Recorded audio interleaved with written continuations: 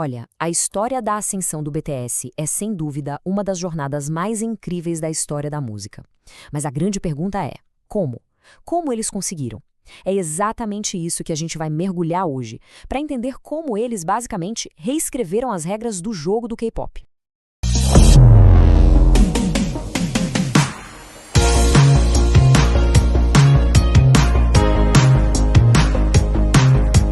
Pois é, essa é a pergunta que vale ouro.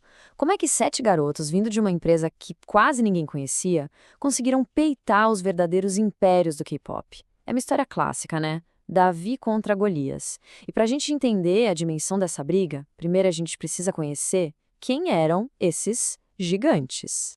É isso aí. Antes do BTS sequer sonhar em dominar o mundo, o K-pop era literalmente um reino. E esse reino tinha donos, titãs poderosíssimos. E o nome desse poder todo? Big Three. Todo mundo no meio conhecia. E olha, não é que essas 3 empresas só participavam do jogo, elas eram o jogo. Elas criavam as regras, definiam as tendências e, o mais importante, controlavam quem ia fazer sucesso.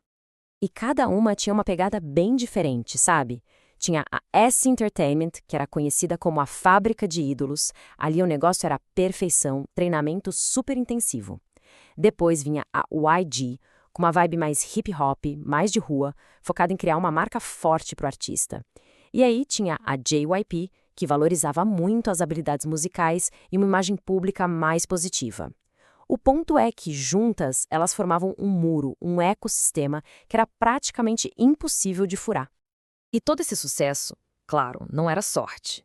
Existia um método, uma verdadeira fórmula que elas repetiam à exaustão para criar estrelas. E a base dessa fórmula, o ingrediente secreto, era uma coisa só: controle. Controle absoluto. Cada mínimo detalhe da carreira de um artista era planejado, gerenciado, milimetricamente controlado pela empresa. E como funcionava essa máquina? Bom, primeiro eles descobriram talentos bem novinhos. Depois, investiam uma grana pesada em anos de treinamento super intensivo. E aí vinha o controle de tudo: imagem, música, agenda. Eles dominavam a mídia, os programas de TV. Era um sistema rígido, sabe? Mas que parecia garantir o sucesso. Só que só para quem estava dentro dele. Era um clube bem fechado. E é aí que a história começa a ficar interessante. Porque no meio desses gigantes todos, surge uma empresa pequena. Um jogador novo no tabuleiro. A Big Hit Entertainment. E a filosofia deles era o completo oposto de tudo isso.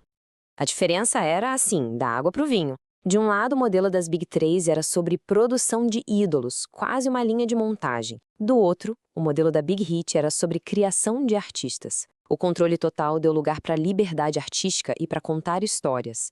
Em vez de dominar a mídia, a aposta foi no engajamento direto com os fãs. E aquela perfeição toda calculada foi trocada por uma busca por conexão autêntica, de verdade. Só que, claro, com uma abordagem tão diferente, o BTS teve uma batalha, e que batalha, pela frente. Uma luta para ser notado, para ser ouvido. E falar que foi difícil é pouco. A verdade é que o sistema todo foi feito para manter grupos como o BTS do lado de fora. As chances eram mínimas e as barreiras gigantescas. O primeiro grande muro era o domínio do mercado. Basicamente, não tinha espaço para eles nos grandes programas de TV e de música. E quando eles conseguiam alguma coisinha, as comparações com os grupos já estabelecidos eram constantes e muitas vezes bem cruéis. Isso, claro, limitava muito as oportunidades de conseguir parcerias maiores ou de entrar em grandes eventos. E não era só isso. Os recursos eram super limitados. Imagina, orçamentos bem menores para fazer clipes, para produzir os álbuns, a estrutura de treinamento era bem menos formal. E talvez o pior de tudo fosse o preconceito da própria indústria. Quase ninguém acreditava que um grupo de uma empresa pequena, fora daquele sistema, pudesse realmente dar certo. Mas é aqui que a história vira. Porque não é uma história sobre sobreviver, é uma história sobre revolucionar. O BTS não só sobreviveu a tudo isso, eles viraram a mesa e mudaram as regras do jogo para sempre. E como eles fizeram isso? A estratégia vencedora deles pode ser resumida em 3 passos geniais que transformaram o que pareciam ser as maiores fraquezas nas suas maiores forças. Primeiro passo: músicas honestas.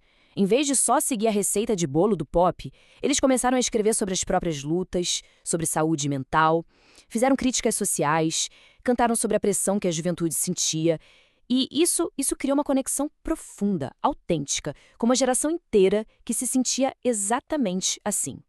O segundo passo foi se conectar diretamente com os fãs. Já que as portas da TV estavam fechadas, eles foram para onde o público estava de verdade, a internet. Eles foram pioneiros nisso, usando o YouTube, Twitter, para mostrar os bastidores, para conversar de igual para igual, construindo uma comunidade global, um tijolinho de cada vez, sem precisar de ninguém no meio. E o terceiro e último passo, construir um universo. Os álbuns deles não eram só um monte de músicas soltas, eram capítulos de uma história maior, interligada, cheia de teorias. Eles convidavam os fãs a entrar nesse mundo, a decifrar os mistérios, a fazer parte daquilo.